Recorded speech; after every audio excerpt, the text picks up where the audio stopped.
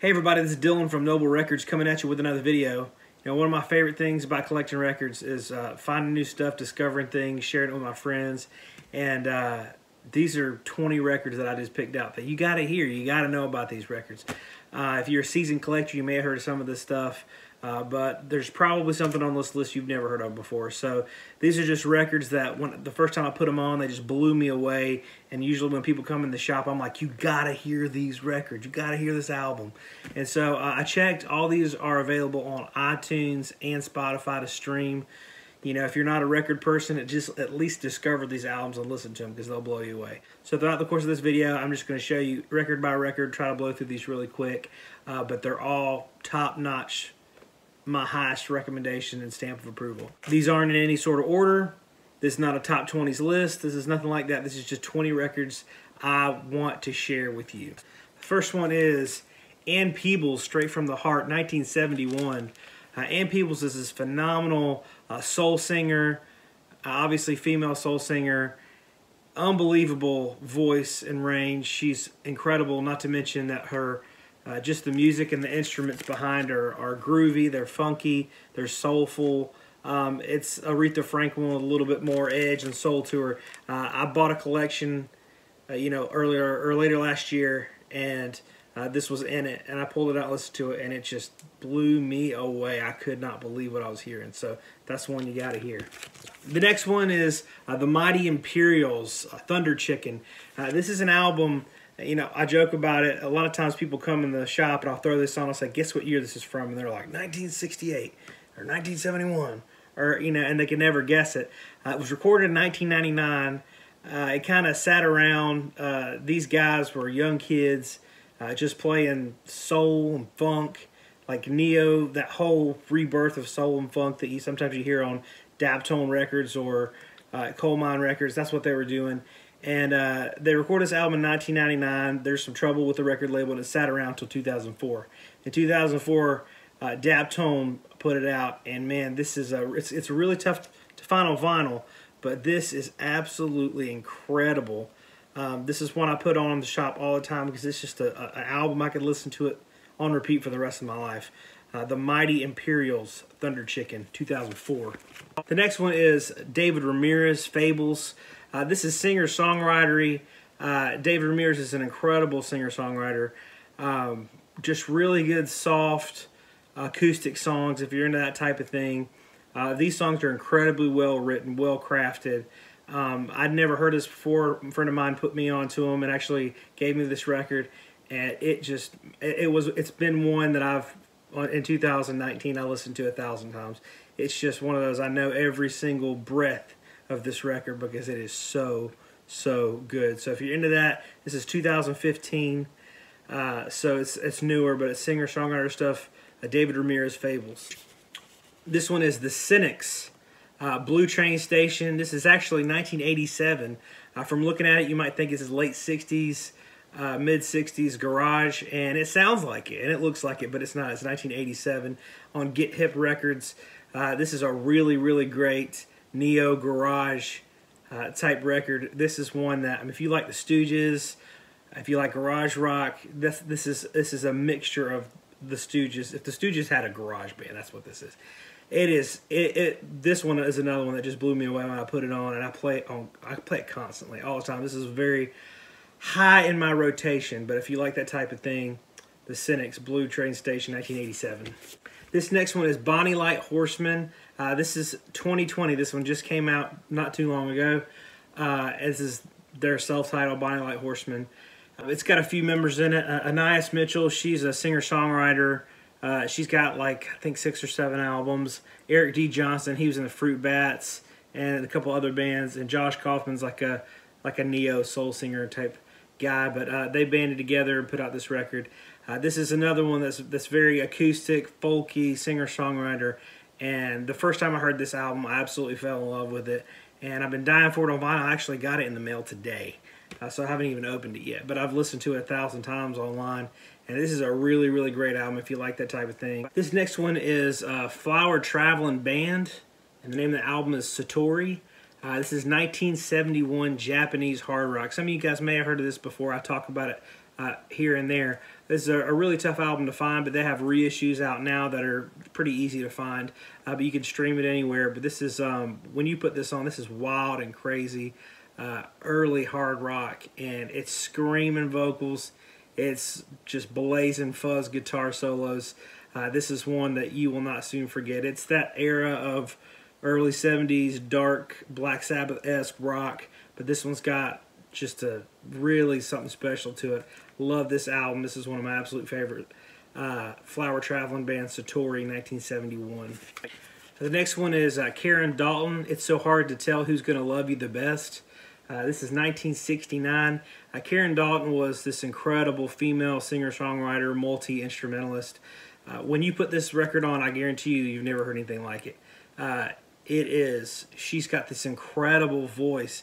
It's almost like female jazz vocal, but it's got these funky and bluesy and soulful rhythms to it. There is nothing like this record. A friend of mine, Chris, he had this record, and he's like, hey, you know, I'm trying to get rid of some stuff, selling this, and I got this from him because he's like, you'll probably love it. It's weird. And I put it on, and man, I mean, knocked me off my feet when I heard it. It's just something that, you know, after collecting for a long time and hearing just about everything there is to hear, when you hear something that's like, oh man, I mean, it's not all the time you hear records like that. This is one of those records where I'm like, man, I've never heard anything like that. It's really good. If you're not used to, you know, something a little weird, it might be a little bit of an acquired taste for you, but it's a very, very good record. Yeah. Great vocals, great instrumentation, but it's just stuff I've never heard anything like it. Next one is Lightnin Hopkins, Last Night Blues. I talk about this record a lot here lately, so if you watch my channel, you've probably seen this before. This is 1961. This is one of the most incredible blues records I have ever heard.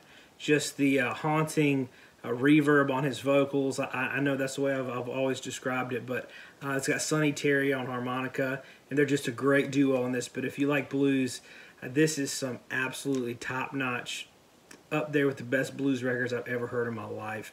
1961. There's a reissue of this album. It's called Got to Move Your Baby, 1964. It's got a totally different cover, but it's the same album.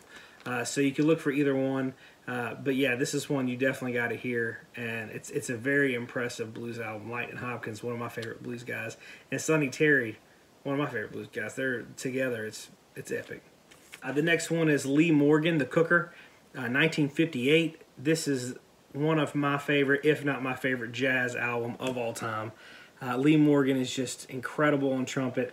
You got Pepper Adams, Bobby Timmons, Paul Chambers, Philly Joe Jones. Just a great lineup of jazz artists, but man, just this album, Lee Morgan really shines. It's his best record, I think. And also, you know, one of the best jazz albums, period. If you don't want to spend $1,000 on an original copy, they just released this, Blue Note just reissued this in their Tone Poet series. Top-notch, affordable pressings. I would highly recommend you going over and getting one of those. The next one is Judy Sill, Heart Food, 1973. This one's highly recommended. I always talk about it, but this is another one. It's, you know, on the level of Joni Mitchell, but just a little bit more ethereal. She's just got this incredible songwriting ability and melody writing ability. It's for the era, it was way ahead of its time. But there's one song called The Kiss on this record, and it is just an incredible song. I often compare her to like a female Nick Drake. But she was the first artist signed to Asylum Records. Interesting fact, but she had this one, and she had her first album as well. It's really, really good, but this one's my favorite. Judy Sill, Heart Food, 1973. Next one is Cannonball Adderley, Something Else, featuring Miles Davis, Hank Jones, Sam Jones, and Art Blakey. This is also 1958.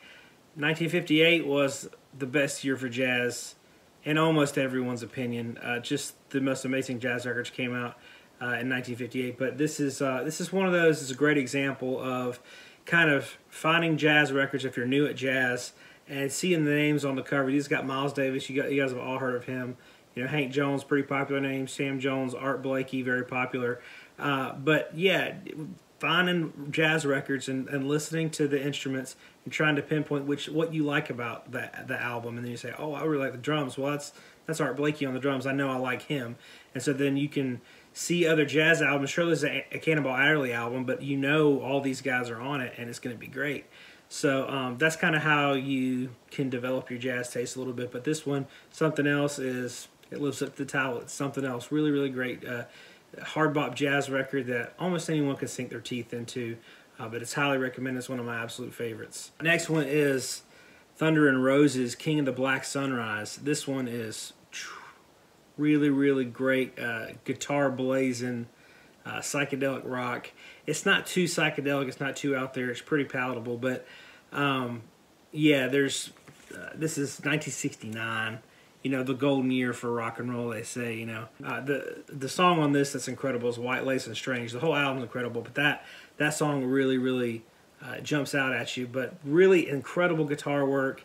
It's like I've heard people describe it as, you know, if Jimi Hendrix joined Cream. That's how good it is. Really, really good. But you don't ever see many people talking about it or showing it. But that's an incredible album, Thunder and Roses, King of the Black Sunrise, 1969. Next one is Lee Moses, Time and Place. This is an incredible soul album. Lee Moses was a really good soul singer, but also played really good guitar. So it's like he's got this version of Hey Joe on this that is just mind-blowing. This is 1971. Original pressings are very, very, very, very scarce and expensive, but you can find it online. You can stream it. They've reissued it. Easy to find that way. But it's just music that really needs to be heard. But he's just a powerhouse soul singer with a really good guitar ability as well. So check that out. Lee Moses, Time and Place, 1971. The next one is Emmylou Harris, Wrecking Ball. This is 1995. This came out. It was available in the UK on vinyl in 1995, but not in the US. But on Record Store Day a few years ago, they released this triple LP version with some like stripped down versions on it, studio outtakes, stuff like that. But this is just an incredible record. I know a lot of times you see Emmylou Harris albums for $3 at record shops, and it's some stuff. A lot of hers is very overlooked and underrated. This is an incredible album. Well-written songs, well-crafted album. The sounds are amazing on this album. I highly recommend this. Just a beautiful, beautiful record. And I don't know why you don't see more about it, but it's really tough to find on vinyl. Hopefully they'll do a proper reissue soon, other than to the Record Store Day one that's kind of hard to find. But yeah, you can stream it anywhere. If you like that type of thing, this is top-notch, incredible, incredible record.